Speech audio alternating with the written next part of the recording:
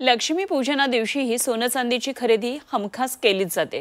24 crate सोन्याचा प्रतितोळ्याचा भाव हा 1,32,000 आहे आणि चांदीचा आजचा भाव हा 1,93,000 प्रति किलो असा झालाय। सोनं चांदी आणखी महागणार असल्याचं व्यावसायिक सांगतात, तर हौसेला मोल नाही अशी प्रतिक्रिया ग्राहक व्यक्त करतात। सराफांच्या दुकानातून या संदर्भातला आढावा घेतलाय आमचे प्रतिनिधी मनश्री पाठक यांनी। आज लक्ष्मीपूजन, लक्ष्मीची आराधना करण्याचा दिवस आणि सर्वांनाच आपल्याही घरी लक्ष्मी यावी असंच वाटतंय। मात्र सोनं आणि चांदीच्या भावांनी किमतीनं सध्या सर्वसामान्यांच्या तोंडचं पाणी पळवलंय। सराफा बाजारात आता हळूहळू गर्दी व्हायला सुरुवात झालेली आहे। सोनं 1 लाखाच्या पलीकडे केव्हाच गेलंय।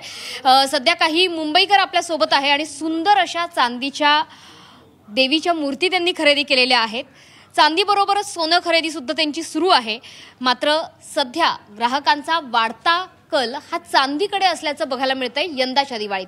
मला सांगा की सोनं आणि चांदी आज खऱ्या अर्थाने लक्ष्मी माता घरी येते तुमच्या, ही तुळजाभवानी आणि देवी यांचं आगमन तुमच्या घरी होत आहे। हो नक्की। कसं आहे, गेली 3-4 वर्षापासून आम्ही ठरवलेलं होतं की देवाऱ्यामध्ये सगळ्या ज्या मूर्त्या आहेत आपण हळूहळू चांदीच्या करायच्या म्हणून, आणि दरवर्षी एक मूर्ती घ्यायची, एक मूर्ती असं दरवर्षी घेतो आम्ही। मग त्या पद्धतीने यावर्षी या 2 मूर्त्या घेतलेल्या आहेत। भाव वाढलेले आहेत, सर्वसामान्यांच्या आव्याकापडीकडे गेलेला आहे। बजेटमध्ये बसले का सगळं? हो, बजेटमध्ये बसवावं लागतं, शेवटी हाऊस असते ना। मला सांगा की यंदाच्या वर्षी ग्राहकांचा कल सोन्याच्या ऐवजी चांदीकडे जास्त आहे का?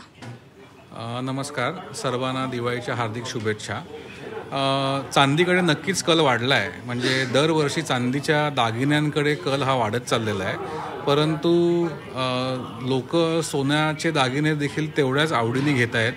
नक्कीच ज्यांना 4 दागिने करायचे होते ते 3 दागिने करतायत किंवा 2 दागिने करतायत, परंतु लोक सोन्याचे दागिने आवर्जून घेत आहेत आणि पुढे काय होईल हे सांगणं तसं कठीण आहे। नक्की त्याच्यामुळे सोन्याचे भाव हे असेच वाढत राहणार आहे। अर्थातच आंतरराष्ट्रीय बाजारपेठेमध्ये मोठ्या घडामोडी घडत आहेत, त्याच्यामुळे सोन्याबरोबरच यंदाची दिवाळी ही या चांदीसारखी चकाकणारी ठरू दे अशी आपण अपेक्षा व्यक्त करू शकतो। कॅमेरामॅन प्रकाश मनश्री पाठक, झी 24 तास।